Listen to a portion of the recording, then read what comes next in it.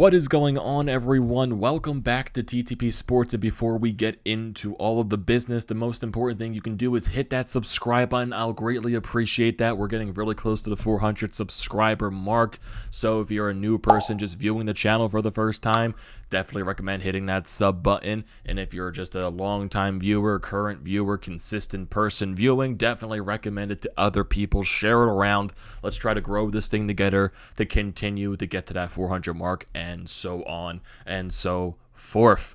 So, into the matter at hand. Hockey season is back. The Flyers had their home opener tonight. Sadly, it was not a win. They get a point as they fall in the shootout to the Vancouver Canucks by a score of 5-4.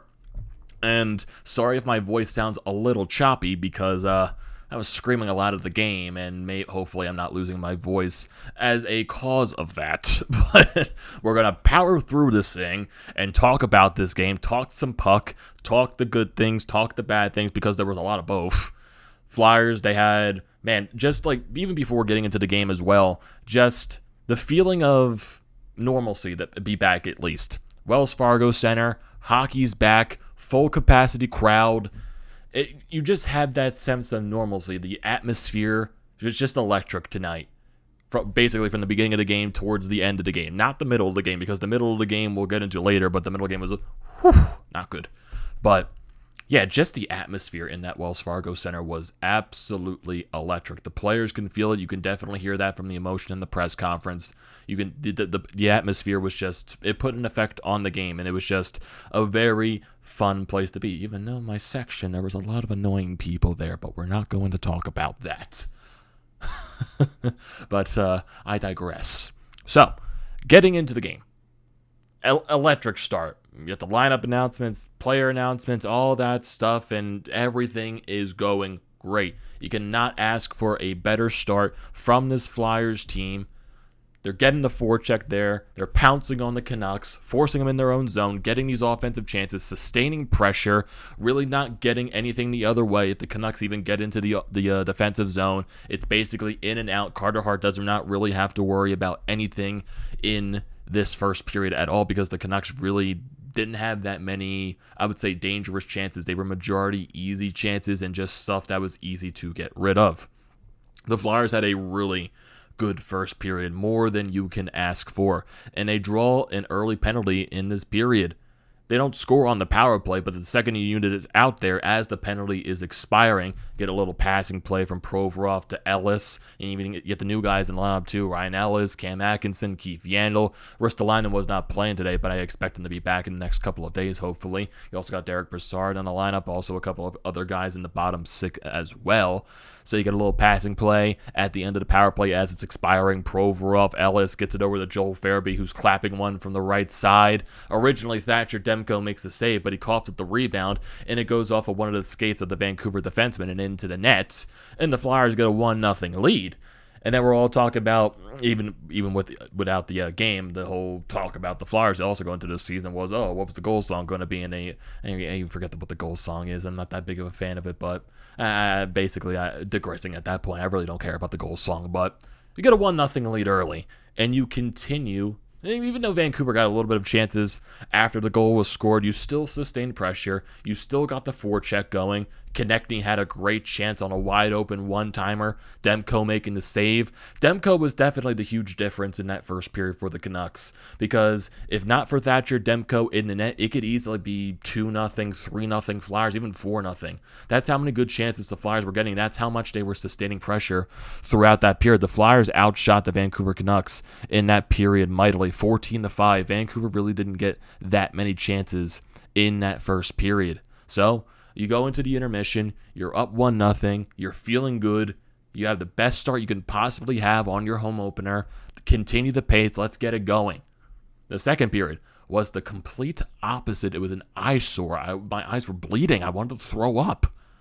Just the first period and the second period were just drastically different in what they were. Vancouver comes out with the jump somehow, and they get the early goal to tie the game. You got Oliver Ekman-Larsson, Tyler Myers beating the little push in the neutral zone from the Flyers. You got Vasily Podkolzin on the other side, snipes it past Carter Hart's glove, ties the game up, and that's also a goal. And in this period for Carter Hart, he was not good in. He was just not good. There were a lot of iffy plays. He wasn't holding the post right. He was just letting these weird, even though you can call them unlucky, bad bounces as well. Sometimes you're like, the difference in that first period for the Vancouver Canucks and the Flyers was Thatcher Demko. Yeah, you could say the Joel Farabee goal was a lucky bounce, but he also made the important saves to make sure the Flyers did not extend their lead at all in that first period. The difference so far is goaltending. Carter Hart needs to make that stop on the Podkolzin shot. You could say it was a snipe, definitely, but definitely the weakness also for Carter Hart over his time in the NHL has been his high glove side. And where did he shoot it? High glove side. Goes past him, short side, and the game is tied at 1. And then not too long later, Travis Konecny in the offensive zone takes a slashing or a high sticking penalty. Vancouver goes to the power play, and you can call this another lucky bounce. Shot from Elias Pettersson goes off the backboards, bounces into Carter Hart somehow into his pads, and it redirects into the net. And suddenly Vancouver is up 2-1.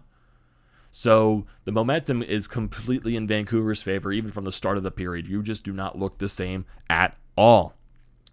And that's something that was a little worrisome, but the Flyers did respond not that long after the Elias Pettersson goal. They get the Brassard line out there with Cam Atkinson and Joel Farabee. They're pressing in there. Keith Yandle manages to keep the puck into the zone. He rings it around the boards to Joel Farabee, puts it up into the slot in front of the net where Cam Atkinson is at. He doesn't get all of the puck, but he manages to get enough of it to put it past Demko, making it a 3-2 game. Okay, you're back into it. You're not having the best period at all. Honestly, a pretty bad period. But you find yourself down by 1 goal. Okay, it's not the end of the world there. But, and then you keep, it's just the power plays for this team as well. And I even skipped over the third goal for the Vancouver Canucks. There was another penalty taken by Ivan Provorov, which originally, then during that power play as well, you somehow, I don't even know where the too many men on the ice came from, and even during that ensuing penalty kill, Nate Thompson and Cam Atkinson get a chance down the ice. Thompson with the breakaway, he can't get a shot off, so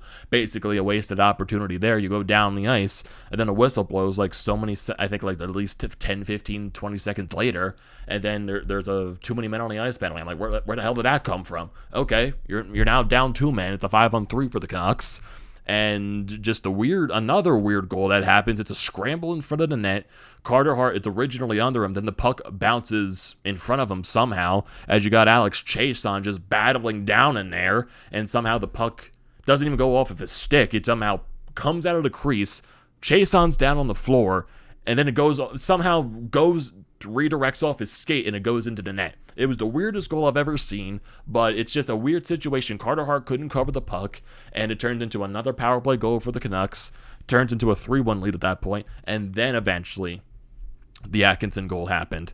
The Elias Pettersson goal came shortly after the Podkolzin goal. Chason, then it was Atkinson. So you have a 3-2 game at this point. So Atkinson gets the goal. You're thinking, okay, we're down by 1. Let's try to at least get it into the intermission, only down by 1. But then just another bad goal. Another bad goal happens. You get Keith Yandle just making a bad play on the boards. In comes JT Miller, or actually Elias Pettersson. He throws the puck onto the net. No one knows, even Carter Hart does not know where this puck is. It's somehow in his pads, and then he's turning around all over the place. You got Travis Sanheim just standing there not knowing what the hell he's doing in the crease, and in comes JT Miller just poking at Carter Hart, and then the puck ends up in the net. I was basically looking at this entire play, the way Carter Hart was. It was just like, this puck has to be in the net from the way he's reacting. But you're not getting any reaction from the ref. Sanheim is just standing there like nothing is happening, allowing JT Miller to even get into the crease into the first place. And then there's so many things that bother me with this goal. The main thing is Travis Sanheim just not even trying to prevent JT Miller from getting into the crease to even allow that goal to happen. And then you also got Carter Hart not playing the post the very best, and definitely throughout this entire period, he wasn't playing his post really well, and it was a bad period for Carter Hart. It was a bad period for the team, but Carter Hart especially. I keep talking about the difference in goaltending from Thatcher Demko in the first period, but that difference in goaltending was majorly different for Carter Hart, just not making those big saves in that second period.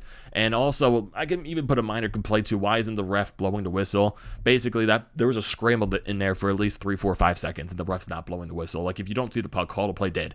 But no, even though that's still like the least of my worries at that point. But It turns into a goal for JT Miller, and it goes into the intermission, up 4-2. You're getting the Boo Birds already in the Wells Fargo Center because, yeah, the team definitely deserved it because it was just a completely different period from the first. Vancouver out shooting you 13-10. You're taking stupid penalties, and even Max Willman, he took a stupid penalty at the end of the period, cross-checking. And they're going to be enforcing the cross-checking penalty even more this season, so that's just a dumb play to do. I know you're a rookie, but that's just stupid. That was just stupid to take. And now Vancouver's going to go on the power play in the start of the third period. And the third period was just meh. It was so meh to start off, but then it turned into a wow to end the game. It's just like it went from one, not even extreme, it just went from meh to extreme. It's just like crazy at this point. So it was just a boring-ass beginning to the period. Vancouver basically playing a shutdown period. The Flyers really couldn't get anything generated. It felt like it was one of those situations where every time they got the puck into the offensive zone, it just came out. That's basically what happened throughout the entire goddamn period. But then you go to the end. You're getting to the final minutes. You got to pull Carter Hart. Flyers draw a penalty, and there were a lot of missed penalties during this third period as well. The refs were not the best. But I'm not going to complain this game on the refs. So Flyers go on the power play with around, I would say, a little under 3 minutes left. 6-on-4 because you pull the goaltender. You win the faceoff. Keith Yandel gives it over to Sean Couturier. He takes the one-timer. It gets blocked originally, and then the puck lands on the stick of Travis Konechny. Thatcher Demko already went down at this point, so the entire top of the net is open, and that's where Konechny shoots it, goes in the net, and it becomes a 4-3 game. Okay, you got so much time left in this period. You got a little over 2 minutes left. Let's try to find a way to tie this game. Get the puck possession, get into the offensive zone, pull the goaltender. And that is exactly what happened because not that long after, a little over a minute later, Flyers pressing in the zone. And this is a beautiful play by Claude Giroux. Just what he did during this setup entirely. Flyers setting it up in the offensive zone. Sean Couturier has the puck. Originally, Claude Giroux brings it around the boards. And that's where Sean Couturier comes in. Ellis back to Couturier. And then you see Claude Giroux pointing his stick at the boards, telling Couturier to bank it off the boards. And you know what happens exactly? Couturier banks it off the boards. Shot from Claude Giroux goes right off the shoulder of Thatcher Demko into the top of the net, and the game is tied. And you get the celly from Claude Giroux as the Flyers tie the game up at 4, and the crowd is electric. The Wells Fargo Center is turning into a goddamn earthquake at this point. Game is tied. You had some chances at the end there, but you get into the overtime, you get the goddamn point. From the how horrible the second half, the half of the game was in that second period, coming out with the point is huge.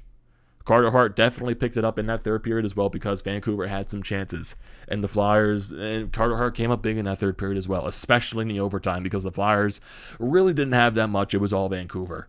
All Vancouver in that overtime, especially Elias Pettersson getting a breakaway in that overtime. Carter Hart coming up huge. The Flyers had some chances, and they just, why are you passing it? I'm just like, you got Travis Konechny coming up the right side. I'm like, why are you passing it? You got Scott Lawton coming up for a 2-on-1. Why are you passing it? There's really no slot for a pass. Just take the shots, and then you got just wasted opportunities when you're getting hemmed in your own zone for so long. That's what 3-on-3 overtime is. It's just a possession game. One team possesses for a long period of time, and you have to try to pounce on a mistake that they make. The Flyers were really able to do that. Carter Hart was making saves. Vancouver wasn't really taking that many chances.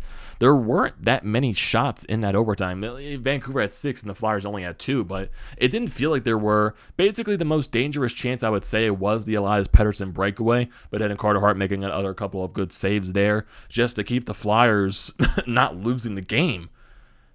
Flyers had some chances, but have to be better in that overtime. You can't be getting hemmed in your own zone the entire time. And that does come back to winning faceoffs. Winning the first faceoff in that overtime is huge for the possession. And that's what 3-on-3 is. It's all a possession game. That's all it is. So, overtime ends, you go into the shootout. And that was the quickest shootout I've ever seen because the Flyers somehow make the shootout look impossible, even though Thatcher Demko made a couple of good saves. Sean Couturier comes in. I felt like he had him beat, but I also think Demko got a little bit of the toe on that to keep the puck out of the net. Elias Pettersson comes in, does a little bit of deke, snaps it by Carter Hart. Claude Giroux, he did a nifty dangle on Demko, but Demko just made the better save. So then in comes JT Miller, and he just does a move, just dekes out Carter Hart, and that's the game. That's the shootout as Vancouver wins this by a score of 5-4. The Flyers end up with the point, even though I really do despise the shootout. I desperately desperately despise the shootout. It's just Gary Bettman's baby. It's like one of his 3 babies in the league. The shootout, the Arizona Coyotes, and the Florida Panthers. Like, those are his babies. Like, and he's never going to get rid of... Like, even though I don't want him to get rid of the Arizona Coyotes and the Florida Panthers, I want him to get rid of the goddamn shootout and just extend the 3-on-3 overtime to 7 minutes or 10 minutes. And then you just... No one scores in the overtime. You end the game at a time. No one gets the extra point. Simple as that, but he's never going to do that. So I don't even know why I'm complaining. I'm just going to complain because I had a shootout. I really do. Your shots total in this game, 39 for Vancouver, the Flyers 35. The Flyers actually, and according to the stats, they dominated in the faceoff circle, 62.5% of the faceoffs won. Flyers were 1 for 3 on the power play, but 2 for 4 on the penalty kill. That penalty kill is still definitely going to be a problem for this team, even though it's only game 1. Only game 1, I'm not going to overreact like most people are, because that's the Flyers fan base. That's what they're going to do, is overreact. I'm not going to overreact out of one game, but there are definitely some issues that they need to tweak up. Carter Hart needs to be a lot better. Special teams, okay, you got the 1 power play goal late in the game, but I do feel like the power play needs to generate more.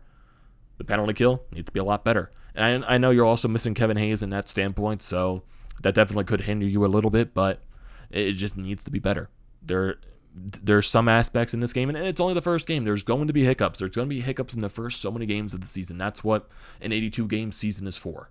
That's why it's so long. You're going to get off to these weird, because you got a bunch of new players on this roster. You still got to wait for it to mesh fully together. You got to wait for the chemistry to come full intact. So, and that's what I'm expecting more out of the start of the season. I'm not expecting them to get off to a hot start just because there's so many new players on this roster as well. It's going to take a little bit for this team to fully mesh together just to see what they can actually be. If you saw the podcast earlier today, I do think this team is going to be a playoff team, but I'm not going to look that far into the future. This is a Flyers team where you got to take it one game at a time. I'm doing it like the Phillies, but even though the Phillies are less, or even more frustrating and infuriating than the goddamn Flyers, this team, I think they're going to be a lot better this season, and we got to take it one game at a time. We can't be overreacting about this. I'm not worried about Carter Hart. I think he is going to get better as the season progresses, but he does need to tweak his game, because there was just some of these aspects where he looked like he was playing too deep in the net, and he was just off his post a little weird. So he just needs to find a way to get his confidence back. He definitely stepped up in that third period and in the overtime, so we thank him for that, but that second period just needs to be better by him and the whole team aspect. But you end up with the points in this game, so especially in a game where you were down by 4-2 and you come back late and you get the point, you definitely take those every day of the week, but that can't be the entire season. You can't be going down. You can't be having these good starts and having a bad period. You can't be finding yourself having to come back into the game. You got to find a way to get a consistent 60 minutes. That's what you need in this league, a consistent 60 minutes. And we got to see how this team improves as the day goes on. So, looking at your upcoming schedule, you got these 2 days off, Saturday and Sunday. Then you play the Seattle Kraken for the first time in franchise history this Monday. So, I know people are going to be saying, oh, you shouldn't be losing to an expansion team, but don't take Seattle lightly. Seattle actually could be a pretty good team this year. So, it's going to do it for this video, everyone. What are your thoughts on this first Flyers game, the result? Are you happy they got the point? Are you worried, or are you just taking it one day at a time? I want to hear your thoughts and reactions down in the comment section below. As always, do not forget to leave those down there. Do not forget to drop a like on this video. Do not forget to check out the Painted Lines, which I'm a part of. Their links are down in the description below. Also, do not forget to check out the links to BrodesMedia, the Flyer to Pod merchandise website, and also for Flyers Nitty Gritty. All that good stuff is down in the description below. I just reckon the voice crack during, my voice is getting shot right now, so good thing I'm in the video. So, and to finish it off, like I said in the beginning, the most important thing you can do is hit that subscribe button. Let's continue to grow that channel together, and I will see you next time.